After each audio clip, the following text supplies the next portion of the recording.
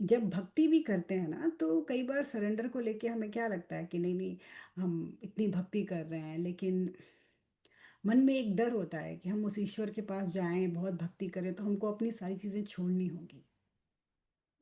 तो सरेंडर का अर्थ कहीं भी संन्यास नहीं होता है।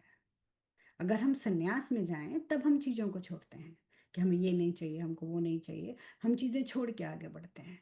पर सरेंडर में क्या है, हम अपना सब कुछ लेके जाते हैं, जो हमारे पास है, जितनी इच्छाएं हैं, जो कुछ भी सब लेके जाते हैं।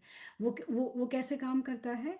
जैसे कि जब रात होती है तो कितने सारे तारे होते हैं, चांद रहता है, सब कुछ रहता है ना। जब सुबह सूर्य आता है तो क्या हो जाता है? क्या आकाश अपने चांद तारों को मार के भगा देता है? नहीं ना, किसी को भी कुछ नहीं कहता है। वो पूरे अपने चांद तारों को लेके सूरज की रोशनी में मर्ज कर जाता है। तो भक्ति से शरणागति का अर्थ यही होता है कि हम जो हैं, जैसे हैं, जो कुछ भी हमारे पास है, हम पूर्ण रूप से अपने आप को लेके उस सूरज के सामने अपने आप को उसमें मर्ज कर जाएंगे, उस रोशनी में मर्ज कर जाएंगे। तो आपने कुछ भी नहीं छोड़ा, आपने कोई संन्यास नहीं लिया, किसी भी चीज को छोड़ने की जरूरत नहीं है। बस जरूरत कितनी है कि उस ईश्वर की जो रोशनी है, उस रोशनी की तरफ देखने की जरूरत है। जब उसको देखेंगे तो छोटी मोटी चीजों का ध्यान ही नहीं रहता।